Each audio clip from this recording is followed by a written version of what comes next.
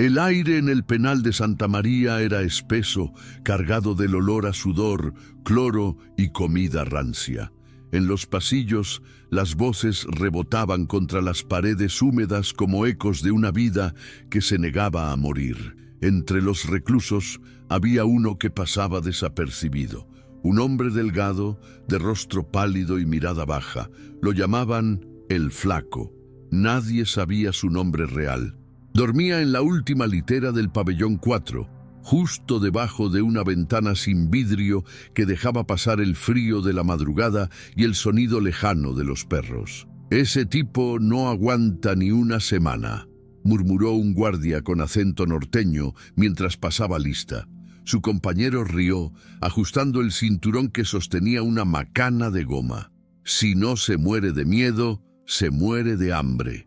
Los demás guardias, al escucharlo, sonrieron. Era costumbre reírse del nuevo, pero con el Flaco había algo distinto. Su silencio los incomodaba. Nunca pedía nada, nunca respondía a las burlas, solo observaba. «¿Y tú qué ves? Muerto de hambre», le lanzó un guardia más joven, empujándolo con el bastón en el pecho. El Flaco no respondió. Mantuvo la mirada fija en el suelo, respirando despacio. No era miedo lo que lo mantenía quieto, era cálculo. Medía distancias, pesos, reflejos. Recordaba cada rostro, cada movimiento. Su mente trabajaba como en los viejos tiempos, cuando el silencio era cuestión de vida o muerte. Había sido soldado. Nadie allí lo sabía. En los años 90 formó parte de una unidad de operaciones especiales encargada de trabajos sucios en la frontera. Su nombre de entonces era Héctor Salgado, aunque ese nombre ya no existía en los registros. Después de una misión fallida que terminó con civiles muertos, Héctor desapareció. Se cambió el nombre, se alejó del país. Pero el pasado, tarde o temprano, siempre encuentra el camino de regreso. Aquel día, el calor dentro del pabellón era insoportable. Los reclusos esperaban el almuerzo, mientras los guardias caminaban entre las celdas repartiendo bandejas metálicas con arroz aguado y frijoles fríos. Cuando llegó su turno, el Flaco recibió su bandeja con calma, pero el guardia que se la entregó le dio un golpe en la mano, haciendo que la comida cayera al suelo. «Hoy se te cayó, campeón», dijo el guardia fingiendo pena. «Ni modo, hoy ayunas». Las risas de los otros custodios llenaron el pasillo. Héctor respiró hondo, sintió la tensión en los hombros, la sangre acelerando en las sienes, pero no reaccionó, no todavía. El jefe de guardias, un hombre fornido llamado Ramos, observaba desde la entrada. Llevaba más de 15 años en el penal, curtido por el poder que da el miedo ajeno. Sabía cómo quebrar a los internos, un insulto, una humillación, una noche sin dormir. Con el Flaco, sin embargo, nada funcionaba. Y eso lo irritaba. Esa tarde, Ramos ordenó llevarlo al patio. Decía que era para limpiar, pero todos sabían lo que significaba. Una excusa para divertirse. Bajo el sol ardiente, lo hicieron fregar el cemento con un cepillo de alambre mientras los demás reclusos miraban. «¡Más rápido! ¡Inútil!», gritó Ramos, lanzándole un balde de agua sucia. El Flaco seguía fregando, el rostro impasible. Solo cuando el sol comenzó a caer y la piel de sus manos se abrió en grietas sangrantes, uno de los guardias, el joven que lo había empujado antes, se acercó riendo. «¿Sabes qué me dijeron?», dijo, agachándose a su altura. «Que tú eras algo del ejército». «¿Eso es cierto, flaquillo?». El Flaco levantó lentamente la mirada. Lo observó sin decir una palabra, y algo en su mirada hizo que el guardia retrocediera un paso. Era una mirada fría, entrenada, la de alguien que ya había medido el terreno. Ramos lo notó. «¿Qué pasa, soldadito?», lo provocó acercándose. «¿Ya se te acabó la disciplina?». El Flaco no respondió. Solo se levantó lentamente, con las manos ensangrentadas. «Mañana quiero el piso reluciente», añadió Ramos antes de girarse. «Si no, te quedas sin cena».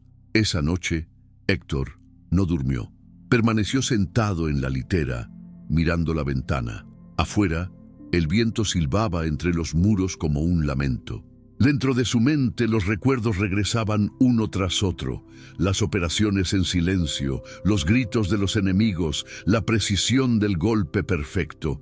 Había prometido no volver a usar la violencia, pero había una línea que nadie debía cruzar, y esos hombres la habían cruzado. A las 6 de la mañana, los pasos metálicos de los guardias resonaron por el pasillo.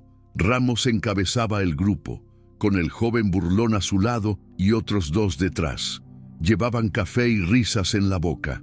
«Hora de trabajar, flaco», dijo Ramos al abrir la celda. El preso se puso de pie con calma. Su voz, cuando habló, sonó firme y baja. «No más humillaciones». Ramos soltó una carcajada. «¿Qué dijiste, basura?» «Dije que ya fue suficiente», repitió el flaco, esta vez mirándolo a los ojos. El silencio cayó como una losa. Los demás internos observaban desde sus celdas. Algunos susurraron entre sí, otros se acercaron a los barrotes. Ramos dio un paso al frente y levantó la macana. «A ver si te enseño modales». El golpe nunca llegó. En un instante, el flaco se movió. Un giro seco, una torsión del brazo, un golpe con el antebrazo al cuello. El guardia soltó la macana y cayó de rodillas, jadeando. Los otros 3 apenas tuvieron tiempo de reaccionar. El joven guardia corrió hacia él, pero el flaco lo derribó con una patada lateral precisa al abdomen. Un sonido sordo llenó el aire. El tercero intentó sacar su taser, pero una mano firme lo tomó del antebrazo, lo giró y lo estampó contra la pared. El taser cayó al suelo y antes de que pudiera recuperarse, el flaco lo golpeó con el talón de la palma en el mentón.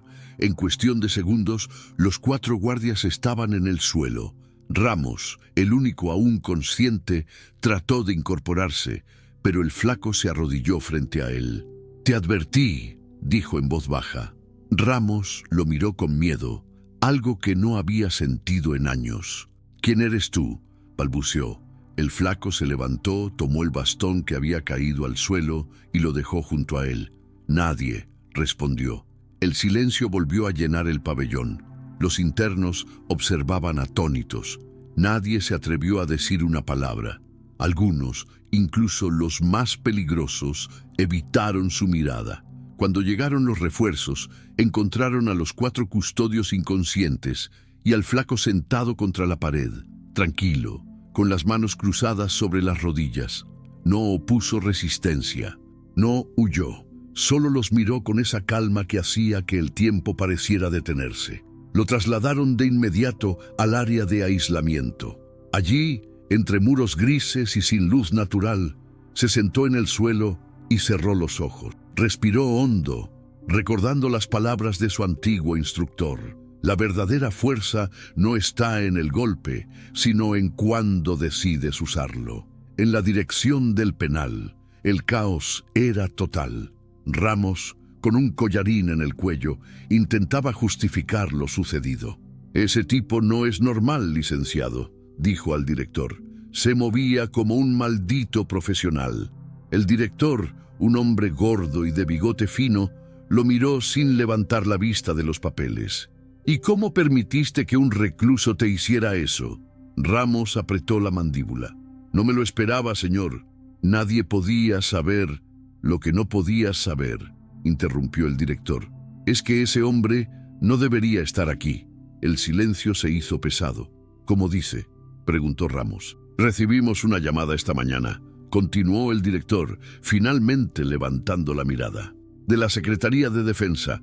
Pidieron información sobre un interno bajo el nombre de Héctor Salgado». Ramos se quedó inmóvil. «¿Salgado? Pero ese...». «Exacto», dijo el director. «Exfuerzas especiales. Dicen que fue dado por muerto hace más de 10 años». Ramos sintió un escalofrío recorrerle la espalda. Entendió, de golpe, por qué aquel hombre había soportado todo sin hablar, por qué sus movimientos eran tan precisos, por qué nunca pidió ayuda. No era un preso común, era un soldado en descanso, un arma dormida. Mientras tanto, en la celda de aislamiento, Héctor abría lentamente los ojos. No sabía que su nombre real había sido descubierto, pero intuía que algo estaba por cambiar. Afuera, los pasos de los guardias se oían distintos, más cuidadosos, más temerosos. Por primera vez desde que había llegado, ya no lo veían como un hombre débil, lo veían como una amenaza. Y eso, pensó, era apenas el comienzo. El amanecer en el penal de Santa María siempre olía a hierro oxidado y a pan viejo.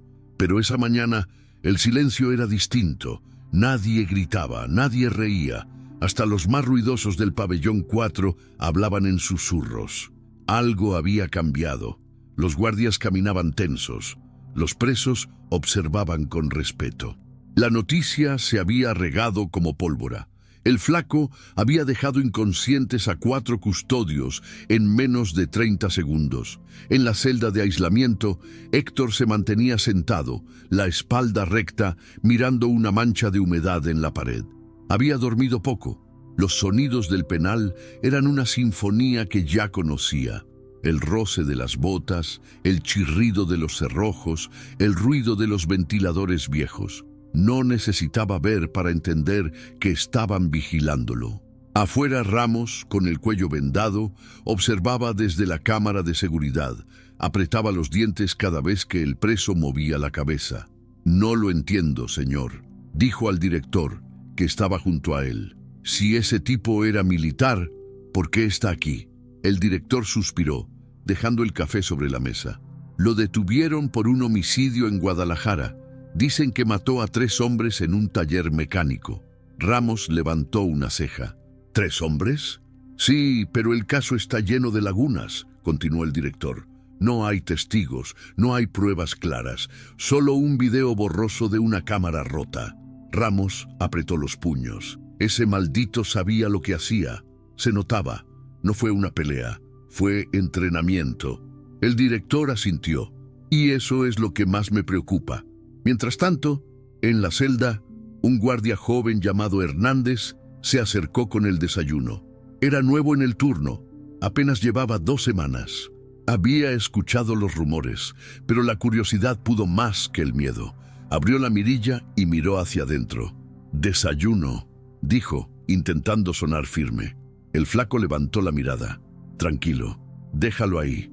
Hernández tragó saliva. «Oye, ¿de verdad los dejaste inconscientes tú solo?» Héctor no respondió. Lo observó unos segundos y luego volvió a mirar la pared. El joven guardia sintió una mezcla de respeto y nerviosismo. Cerró la mirilla, dejando el plato en el suelo. A media mañana, 2 hombres con traje entraron al penal. Uno de ellos mostraba credenciales de la Secretaría de Defensa. El otro, más viejo, de cabello canoso y gesto severo, llevaba un sobre grueso bajo el brazo. Ramos los vio pasar y los siguió con la mirada. No tardó en enterarse de que iban directo al área de aislamiento. Los hombres se presentaron ante Héctor. «Sargento Mayor Salgado», dijo el de cabello canoso con voz grave. «Soy el coronel Méndez». El flaco lo miró en silencio. «Ese nombre ya no existe», respondió con voz serena. «Pues deberías revivirlo», replicó el coronel, dejando el sobre la mesa metálica. «Porque si no lo haces tú, lo harán otros». Héctor desvió la mirada. «No vine aquí para seguir órdenes». Méndez sonrió, pero su expresión no tenía nada de amable. «Tú no viniste, Héctor. Te trajeron, y hay gente muy interesada en saber qué haces aquí». El otro hombre, más joven, sacó un documento. «Queremos saber quién te mandó a Guadalajara». 3 muertos, todos excontratistas de seguridad. Los 3 con antecedentes en operaciones ilegales. ¿Casualidad?» Héctor permaneció en silencio. «Tú sabes algo, Salgado», insistió Méndez. «Y si hablas, podrías salir de este agujero antes de lo que imaginas». El flaco lo miró por fin. «No tengo nada que decir». El coronel lo observó unos segundos más, luego suspiró. «Entonces seguirás aquí, pero si cambias de opinión, sabes dónde encontrarme». Cuando los hombres se marcharon, Ramos los vio cruzar el pasillo. «¿Qué quieren con él?», preguntó, acercándose al coronel. Méndez lo miró sin detener el paso. «Que no se meta en problemas», respondió seco, «o alguien va a terminar muerto otra vez». La noticia del interrogatorio se esparció rápido. Para los presos, el flaco dejó de ser solo un tipo callado. Ahora era una leyenda. Algunos comenzaron a respetarlo, otros a temerlo. En el patio, los murmullos se multiplicaban. Dicen que era comando, que mató a 3 narcos y lo metieron preso para protegerlo, que el gobierno lo quiere de vuelta. Héctor, mientras tanto, fue devuelto al pabellón común. Caminó en silencio por el pasillo, bajo las miradas curiosas de los internos. Uno de ellos, un hombre grande y tatuado conocido como el Güero, se interpuso en su camino. «Oye, flaco», dijo con una sonrisa torcida, «aquí no nos gusta que los héroes vengan a creerse superiores».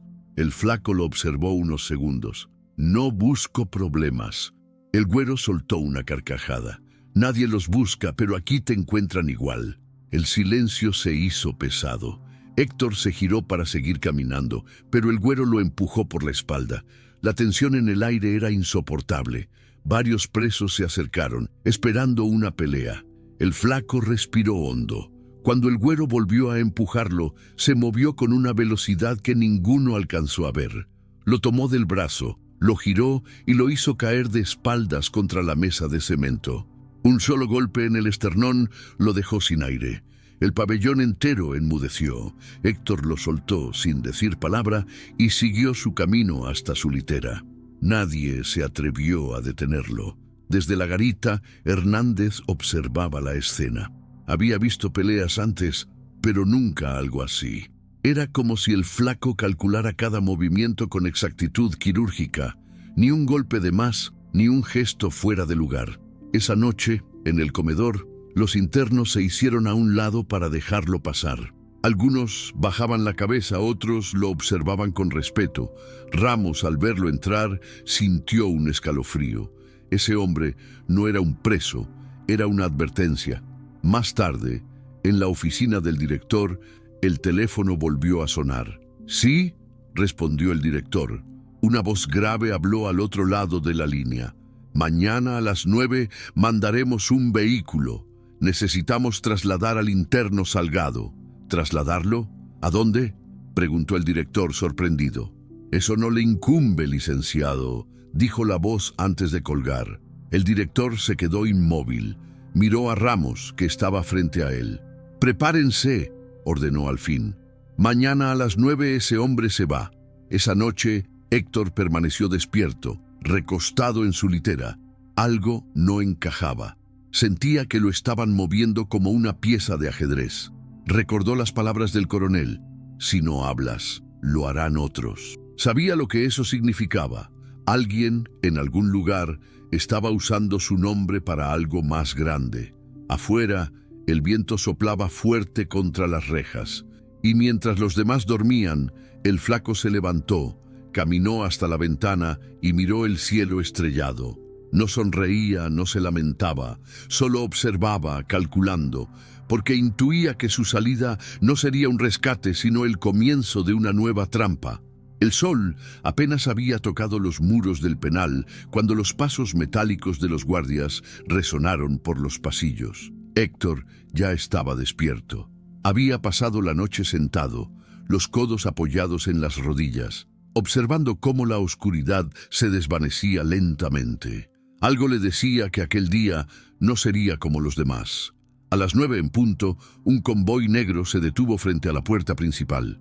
2 camionetas blindadas, sin placas, con vidrios polarizados. De ellas bajaron 4 hombres vestidos de civil, pero con el porte inconfundible de quienes alguna vez usaron uniforme.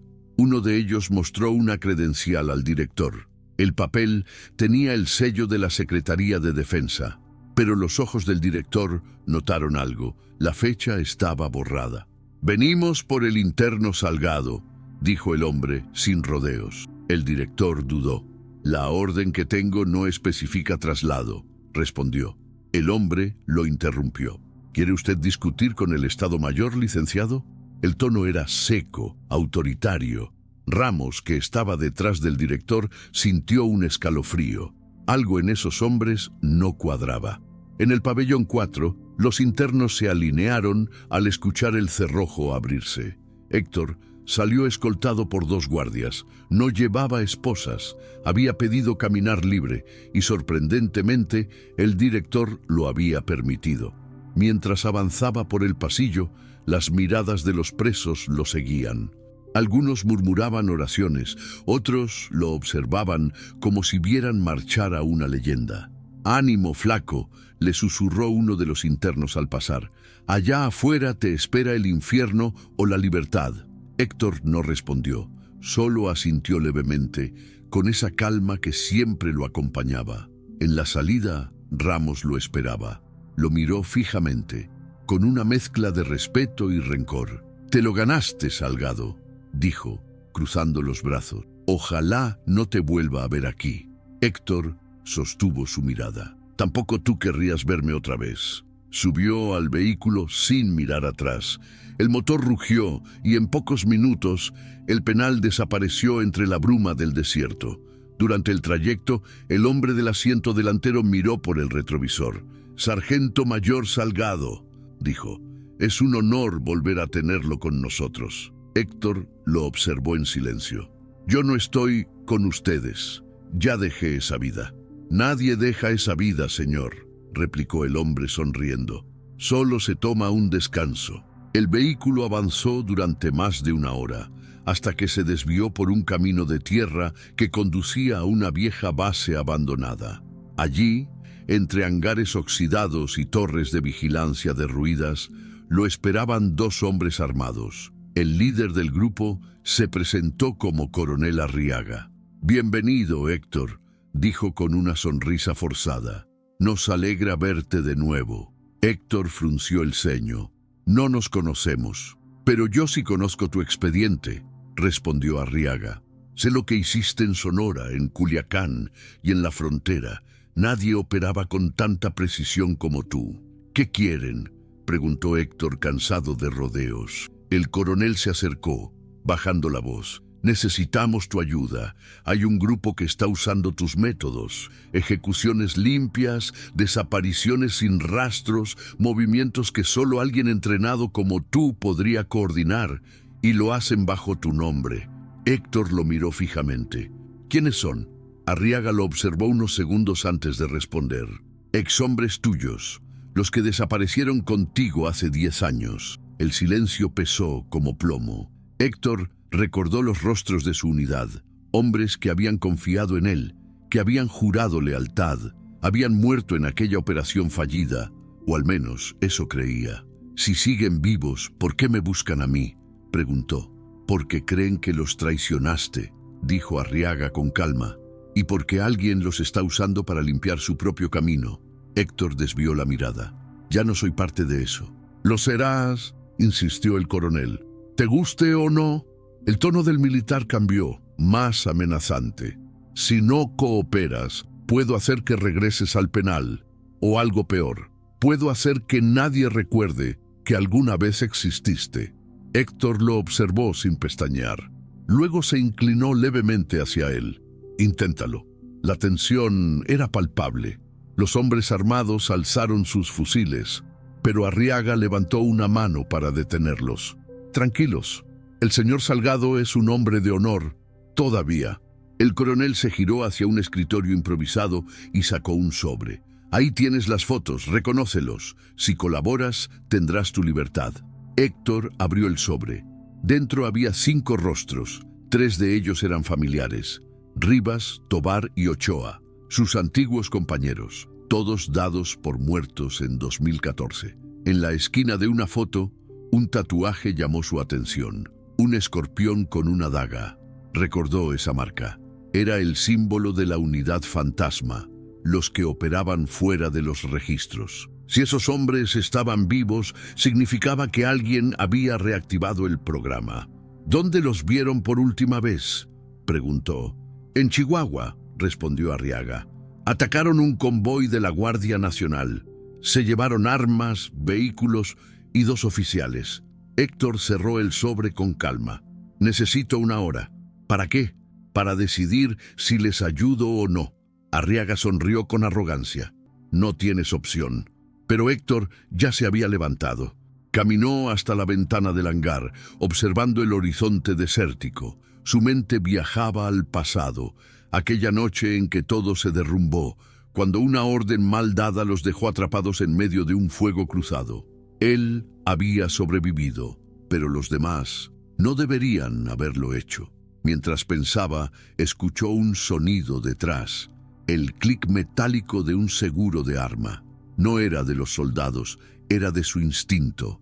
Giró de inmediato, tomando al más cercano por la muñeca, torciendo el fusil y usándolo como palanca para derribarlo. El disparo resonó en el hangar, rebotando entre las paredes. En segundos, 2 hombres yacían inconscientes. Arriaga retrocedió, apuntándole con una pistola. «¡Baja el arma, Salgado!». Héctor avanzó lentamente. «Me trajiste aquí con mentiras». «Era por tu bien», gritó el coronel. «Tú no entiendes. Si esos hombres te encuentran primero, te van a matar». Héctor se detuvo a pocos metros de él. «Entonces tendré que encontrarlos yo antes». Con un movimiento rápido, golpeó el arma de Arriaga, la hizo girar en el aire y la atrapó. No disparó, solo lo miró con desprecio. «No vuelvas a usar mi nombre». Salió del hangar sin mirar atrás, dejando a los soldados tendidos en el suelo. Afuera, el sol caía con fuerza sobre el desierto. Caminó hasta la camioneta más cercana, arrancó los cables con precisión y encendió el motor. Mientras el polvo se levantaba tras él, Héctor comprendió que había vuelto al mismo punto donde todo comenzó, perseguido por los suyos, cargando con los fantasmas del pasado. Pero esta vez no huiría, porque si alguien había usado su nombre para matar, él se encargaría de que fuera el último error que cometieran. Y en el fondo, mientras el vehículo se perdía entre la arena, una sola idea se repetía en su mente. La venganza no siempre es un acto de ira, a veces es una cuestión de justicia. El motor de la camioneta dejó una estela de polvo que tardó en disiparse bajo el sol implacable. Héctor manejaba con la calma de quien conoce tanto el terreno como sus propios límites. No llevaba rumbo fijo, seguía pistas, sensaciones y la memoria de lugares donde la unidad fantasma había tenido actividad años atrás. Cada kilómetro de asfalto era un archivo que abría con detenimiento. Nombres, fechas, pequeñas marcas en el mundo que solo alguien como él notaría. A la segunda hora encontró el primer punto, un taller mecánico en la orilla de un poblado polvoriento, con la cortina metálica a medio bajar y un olorcillo a aceite quemado. Aparcó a la vuelta, caminó sin prisa y observó. Una marquesina doblada, 2 neumáticos nuevos amontonados en un costado, la misma combinación de tuercas que usaban en los vehículos de la unidad. Nadie en la puerta, nadie a la vista. El corazón le latió más rápido, pero su rostro no mostró nada. Se acercó como siempre, con pasos que no lo delataran, con una mirada que buscaba patrones. Dentro, detrás de un mostrador, un hombre con la cara curtida por sol y trabajo lo miró con recelo. «¿Buscas algo?», preguntó el hombre sin levantar la voz. «Preguntas comunes», contestó Héctor. «¿Ha pasado gente por aquí con camionetas con blindaje casero?».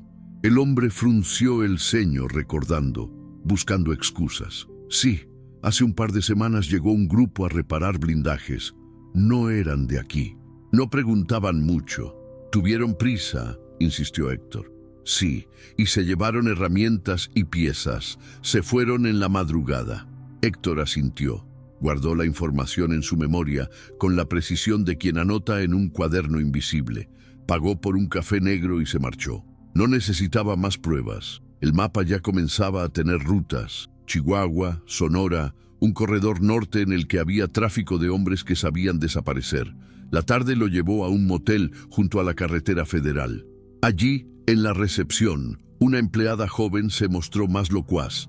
Dijo haber atendido a 3 hombres con tatuajes que coincidían con el escorpión y la daga. Eran discretos, Pagaron en efectivo y se marcharon a la medianoche con 2 vehículos. La descripción encajaba. Héctor respiró con la suavidad de quien aprieta un punto abierto. Poco a poco la sangre del pasado empezaba a volver a fluir. No volvió al hangar. No creía en alianzas forzadas. Prefería moverse a su manera, sin anunciarse, sin papeles que respaldaran su presencia.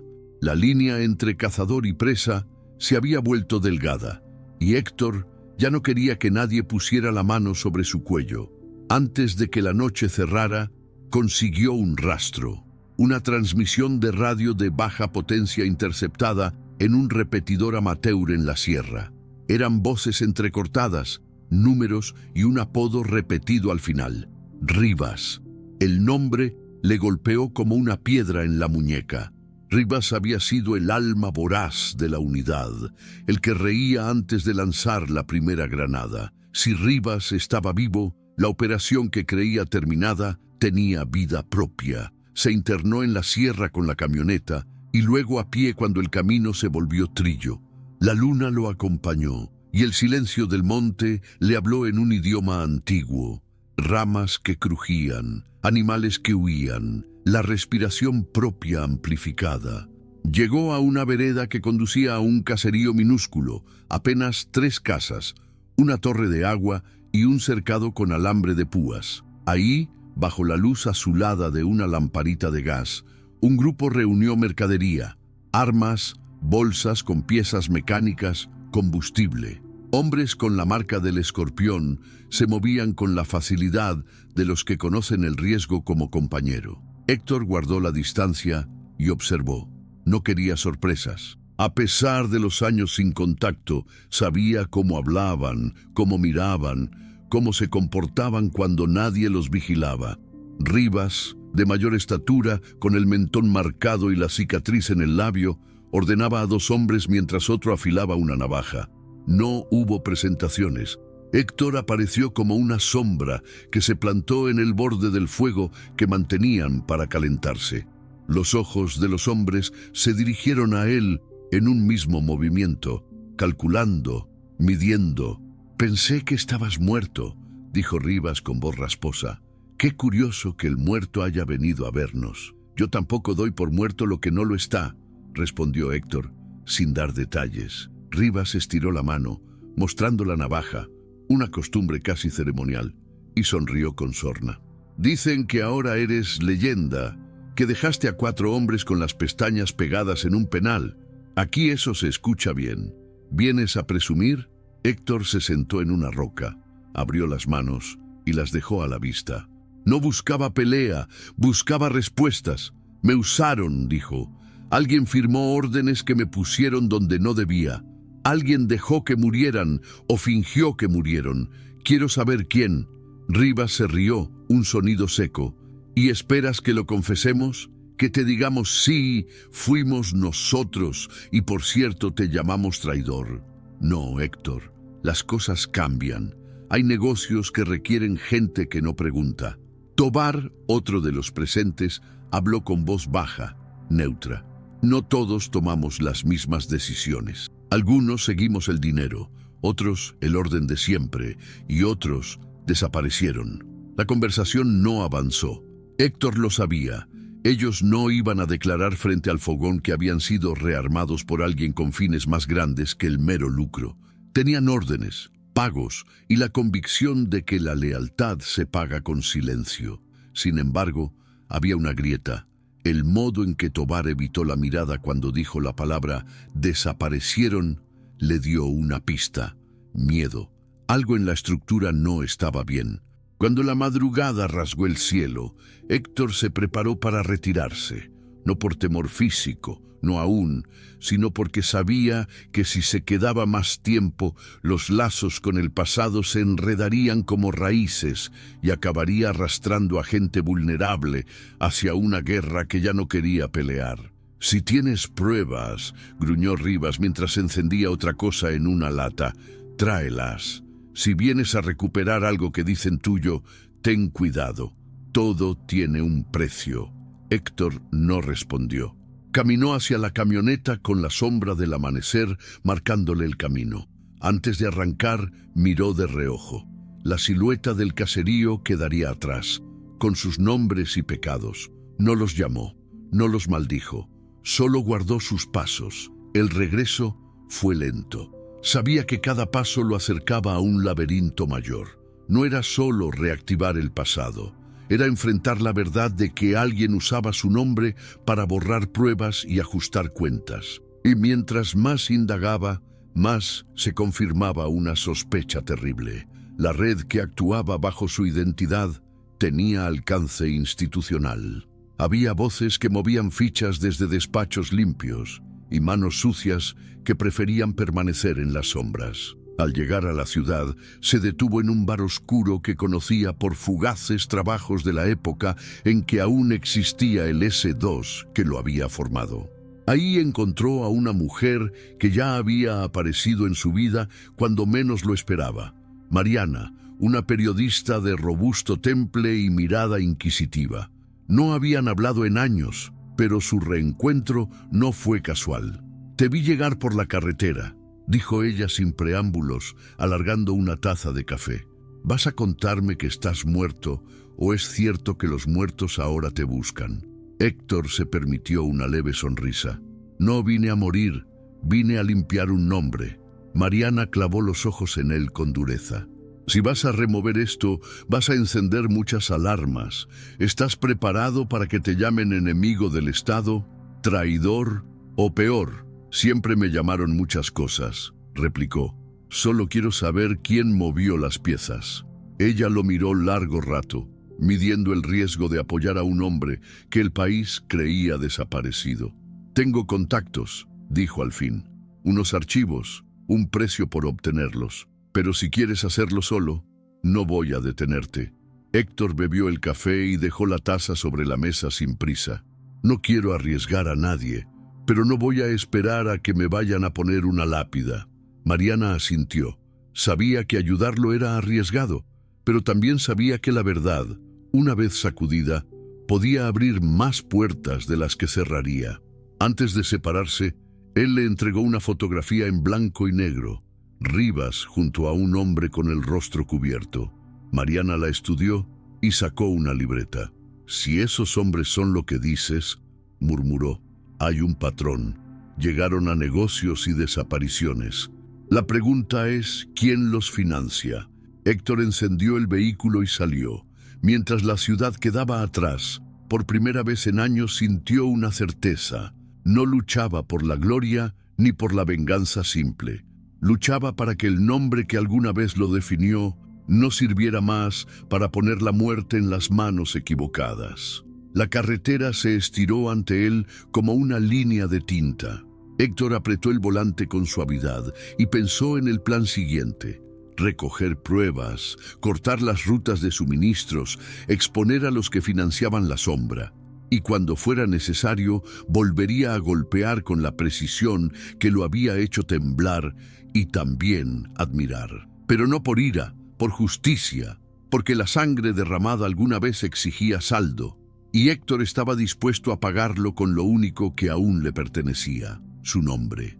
La ciudad se despertó con niebla ligera y bocinas que penetraban la mañana. Héctor condujo sin prisa, como si el paisaje fuera una página donde buscaría las líneas rotas que dejaran los culpables. Había cerrado con Mariana los primeros movimientos. Ella prepararía un dossier con nombres y documentos que podrían relacionar a los financistas. Él cortaría las rutas logísticas y forzaría a los hombres del Escorpión a cometer errores. No quería derramar sangre innecesaria, pero sabía que la violencia era inevitable cuando los intereses eran grandes.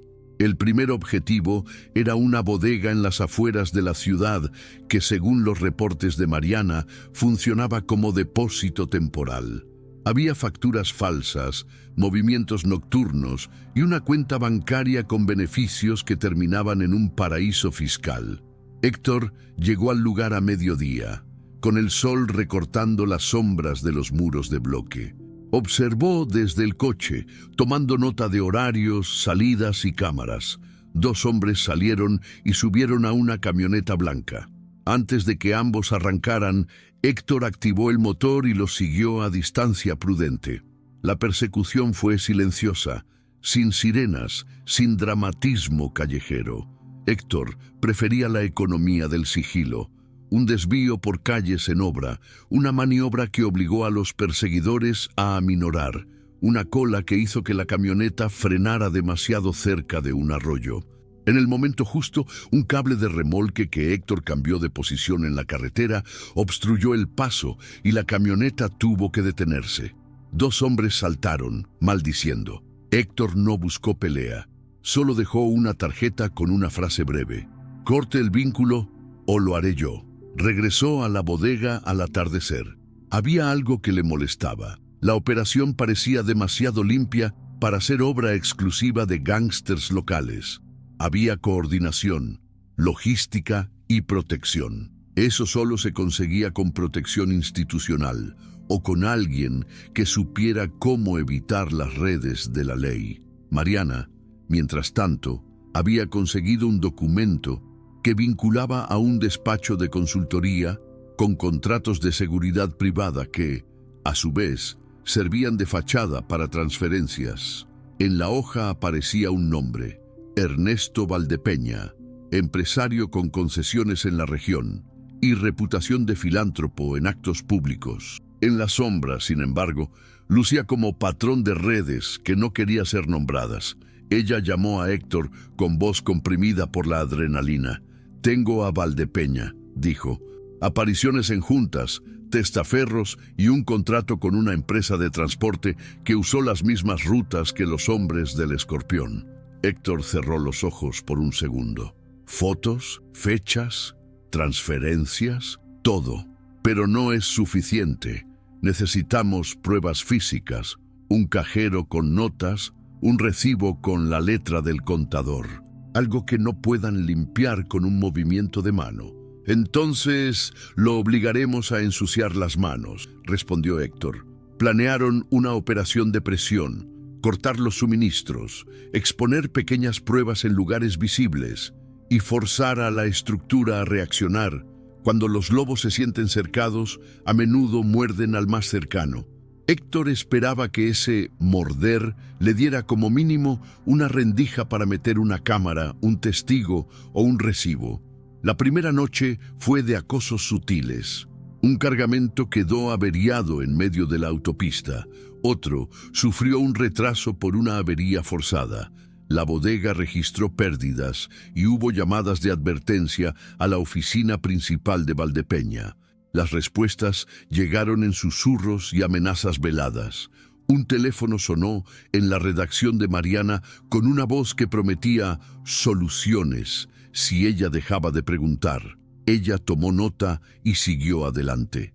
El calor de la presión obligó a que algunas piezas del engranaje cometieran errores. Uno de los choferes, nervioso, dejó una libreta debajo del asiento de la camioneta y se la olvidó. Héctor la recuperó esa misma noche, analizó nombres, direcciones y observó una cadena clara. Rutas repetidas, números de teléfono que giraban en torno a un despacho de contabilidad y un correo electrónico que enlazaba a una casilla en la que aparecía el nombre de un político local: Alfonso Herrera, senador con intereses en infraestructura. La mención del senador cambió el escenario. Si la red tocaba a un representante, el caso ya no sería solo una pelea entre bandas, se convertiría en una guerra que implicaba recursos públicos y protección institucional. Héctor sabía que, en México, los nombres en un papel podían desaparecer si las manos indicadas presionaban. Por eso debía moverse con rapidez, con astucia. Al tercer día de hostigamiento, alguien dejó un mensaje en el parabrisas de la camioneta de Héctor, una tarjeta sin nombre y una advertencia: detente o perdiste. No había amenazas explícitas, pero la sensación era clara, ahora era personal. Héctor apretó los puños y pensó en los que habían caído antes. No retrocedió. Decidió tomar un camino más directo. Enfrentaría a Valdepeña con pruebas pequeñas, pero contundentes para obligarlo a cometer una reacción mayor. Mariana organizó una reunión pública frente a la bodega, una queja ciudadana por incumplimiento ambiental que habría de atraer atención y, con suerte, cámaras. Si Valdepeña enviaba a alguien a arreglar la situación, dejaría registros. El día llegó. Vecinos fingidos, testimonios preparados, cámaras de teléfonos y Mariana con una libreta abierta. Valdepeña apareció, pulcro, rodeado de asistentes y con su sonrisa de mármol. Su camisa blanca contrastaba con el polvo del lugar. Héctor observó desde la distancia, junto a un árbol, sin hacer ruido. Valdepeña habló en tono conciliador, prometiendo investigaciones y apoyos. Pero cuando mencionó el nombre del senador Herrera de manera tan natural, Héctor entendió que la telaraña era más profunda de lo pensado. En la reacción del empresario se notó nerviosismo, una mano temblorosa, un microgesto que delató la falta de costumbre ante la mirada pública. Al retirarse, su chofer cometió el error de usar un teléfono que, días antes, había sido relacionado en la libreta encontrada por Héctor. Fue suficiente. Mariana, que había puesto una cámara oculta, captó la llamada y la transfirió encriptada a un servidor seguro. La noche posterior fue tensa. Valdepeña volvió a la bodega y ordenó un cambio rápido de logística. En su despacho, un hombre con gafas entregó una caja a una dirección que resultó ser una casa de empeño de la periferia. Héctor lo siguió. Se acercó lo justo para ver la matrícula y el número de guía. Tenía pruebas, aunque mínimas, pero con la libreta y la llamada podían formar un patrón. Sin embargo, el éxito parcial vino con precio. Alguien había notado movimiento en torno a la bodega. Un par de hombres armados los vigilaban desde un restaurante cercano. Héctor sintió el peligro como una presencia fría. Preparó una retirada limpia y avisó a Mariana que guardara todo en múltiples ubicaciones. No querían que la periodista quedara expuesta. Al marcharse, una sombra los siguió. Héctor lo detectó a tiempo, detuvo su coche y observó cómo el perseguidor se refugiaba entre las luces de la calle. Decidió no enfrentar en ese momento. Su prioridad era la información, pero dejó una marca en la camioneta del perseguidor. Un número raspado en la pintura y una nota anclada bajo el limpiaparabrisas. Sigue así y alguien limpia tu historial. La amenaza era para que supieran que Héctor conocía sus movimientos y que no era un fantasma fácil de desaparecer.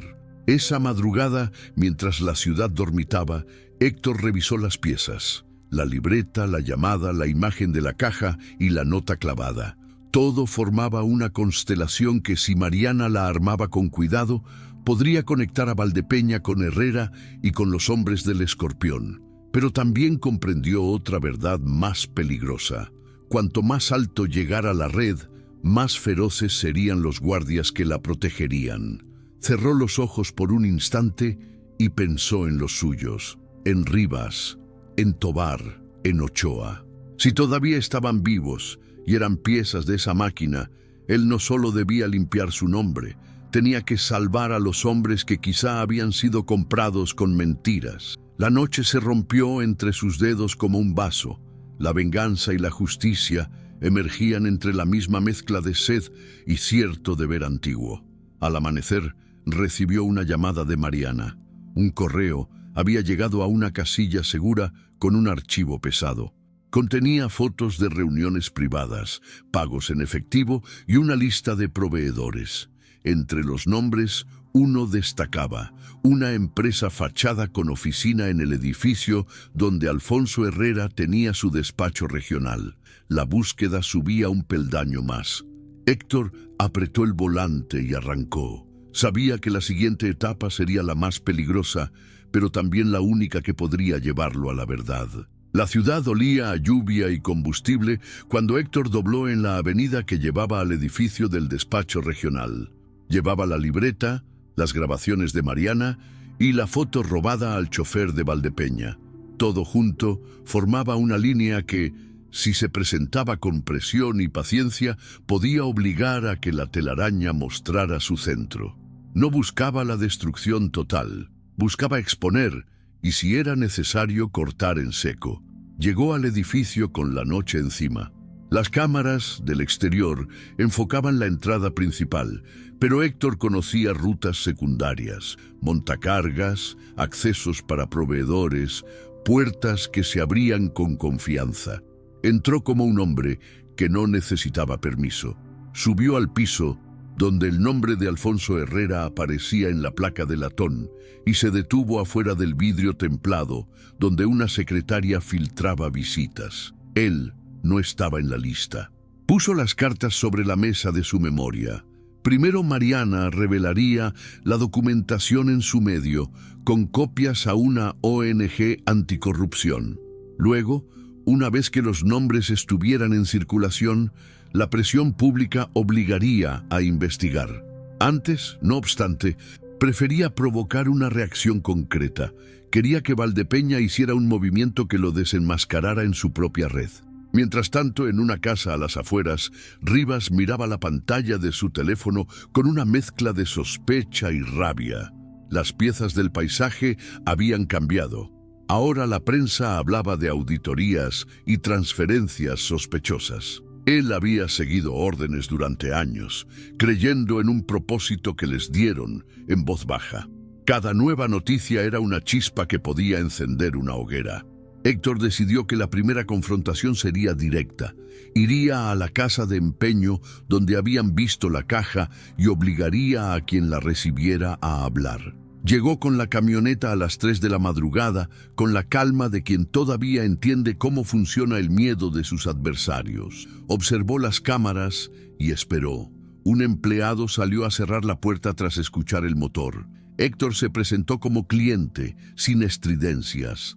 Entró, buscó la caja y, con una sonrisa fría, preguntó por el número de guía. El empleado, aterrado, tartamudeó. Dijo que la caja se había ido esa misma noche. Dijo el nombre de quien la había retirado. Una sociedad pantalla vinculada a la empresa de Valdepeña. Fue suficiente. Héctor tomó nota y marcó un número que conocía, el del chofer que había cometido el error. La llamada fue breve y calculada. Héctor dejó evidencia. Una grabación suya tocando botones, una voz robada que decía: «Si no cooperas, expondré tu nombre». El miedo funcionó. En cuestión de horas, el chofer se presentó con manos temblorosas a un punto de encuentro pactado. Llevaba un sobre con recibos falsos, una factura con la letra del contador y el número de guía que coincidía con la caja. Héctor los dejó en la mesa y añadió una advertencia: «Esto no es venganza, es justicia. Úsalo bien». Mientras tanto, Mariana hizo lo suyo. Publicó un dossier parcial que no revelaba todo, pero sí lo suficiente para que algunos medios recogieran la historia y queja ciudadana. El eco fue inmediato. En redes, el nombre de Valdepeña apareció ligado a transferencias sospechosas y a la figura del senador Herrera. La reacción política no tardó, y en los pasillos del poder comenzaron a hablar en voz baja. Rivas no esperó. Sintió que la red de la que formaba parte se deshilachaba y tomó la decisión de actuar por su cuenta. No por justicia, sino por supervivencia y por el último hilo de lealtad hacia quienes creía sus hermanos. Reunió a Tobar y a Ochoa en un pequeño rancho, lejos de miradas, y les propuso un movimiento: secuestrar a alguien cercano a Valdepeña para forzar una negociación. Era un plan peligroso, nacido de la desesperación. Héctor lo intuyó por las filtraciones de movimiento que Mariana le pasó en tiempo real. Cuando Rivas y su grupo se movieron, Héctor ya estaba allí, pero no para detenerlos con fuerza bruta. Lo que buscaba era cortar el vínculo sin convertir la situación en carnicería. Seguía prefiriendo que la verdad se impusiera por peso propio. Planeó una trampa. Dejaría que Rivas creyera que tenía ventaja para después mostrarle la evidencia de que estaban siendo manipulados por intereses mayores. Esa noche, en el rancho, Rivas pronunció palabras que sonaron como puñales. «No somos peones, somos la mano que limpia». Tobar, con la navaja siempre a la vista, miraba a Héctor con una mezcla de desafío y confusión. Ochoa, joven y cansado, parecía no saber a quién obedecer. Cuando se produjo el encuentro, Héctor no llegó solo. Mariana había conseguido que un equipo de periodistas grabara en secreto y que todo quedara documentado. También tenía un recurso más. Un video donde un hombre de la estructura, pagado por Valdepeña, admitía el uso de la unidad fantasma para ajustes y mencionaba pagos a Herrera. Era la pieza que podía confirmar el puente entre el dinero y las manos que mataban. Rivas, al ver las cámaras y las pruebas, sintió la traición como si fuese un golpe físico. No fue un banderillero en la plaza. Fue un hombre con el orgullo roto, enfrentado a la verdad de que su causa había sido usurpada. Héctor habló con voz firme. Nos usaron, no por lealtad a ustedes, sino para limpiar nombres y abrir rutas. Si quieren justicia, yo puedo ayudarles. Si quieren continuar matando, pagarán la cuenta. La tensión se cortó como papel húmedo. Tobar acusó a Héctor, dijo que lo había traicionado antes, que abandonó a la unidad. Pero la evidencia era contundente: contratos, pagos, registros. Rivas tragó saliva y con voz rota preguntó: ¿y ahora? Héctor respondió sin ira, con la serenidad que lo había salvado tantas veces: ahora nos presentamos ante la ley. ¿O prefieres que vuelva a ponerse todo en manos de quienes nos utilizaron? La decisión que tomó Rivas no fue fácil. Había en su mirada la fatiga de quien ha visto demasiado y la necesidad de no ser el instrumento final de la corrupción. Acordaron entregar la información a un equipo investigador independiente que Mariana contactó y simultáneamente facilitaron confesiones grabadas que documentaban las órdenes recibidas. Fue un acuerdo áspero, con promesas de protección y condiciones que Héctor negoció con frialdad. La mañana siguiente se llenó de sirenas y luces. Valdepeña fue arrestado en su lujoso despacho. El senador Herrera sintió la presión de las investigaciones preliminares y tuvo que suspender su agenda. La prensa no tardó en exponer transferencias y proveedores que habían servido de correa de transmisión. Algunos nombres cayeron. Otros intentaron huir. La red se desmoronaba, no sin dolor, pero con la rapidez de quien ve caer un castillo de naipes. En el penal, Ramos sintió el frío de la derrota. Los guardias humilladores que antes se reían del flaco ahora miraban su nombre en titulares: prisión con abusos, custodia investigada por omisión. Algunos fueron llamados a declarar, otros recibieron sanciones internas. La humillación que ellos infligieron comenzó a volcarse sobre su propia cabeza. Héctor observó el desenlace desde lejos. No buscó aplausos. Cuando Mariana lo llamó para decirle que todo estaba en manos de una fiscalía especial, apenas asintió frente al teléfono. Había conseguido algo vital: que su nombre dejara de ser la coartada de asesinos, que sus hombres vivieran la posibilidad de no morir haciendo lo que les dijeron. Los días que siguieron no fueron de fiesta. Rivas y los suyos cargaron con la culpa y con la urna de sus actos. Algunos buscaron redención en confesiones, otros desaparecieron del radar. Héctor, en cambio, regresó al penal una semana después, no como preso, sino como visitante que caminaba entre sombras con la cabeza alta. Buscó a Ramos en la oficina del director y dejó, sin celebraciones, una tarjeta. Lo que se humilla vuelve, piénsalo. Ramos la sostuvo con manos trémulas. Había aprendido la lección más dura. El poder que ejerciste sobre otros puede volverse contra ti. En el silencio posterior, Héctor se encontró con Hernández, el guardia joven que alguna vez dejó el desayuno en la ranura. Se miraron sin falsas palabras. Héctor no pidió perdón ni rencor. Simplemente reconoció el gesto humano que una vez notó. Hernández, con ojos humedecidos, le murmuró: «Gracias». Héctor asintió y se fue. No buscó recompensas. No quiso que la gente lo alzara en hombros. Su justicia no era espectáculo.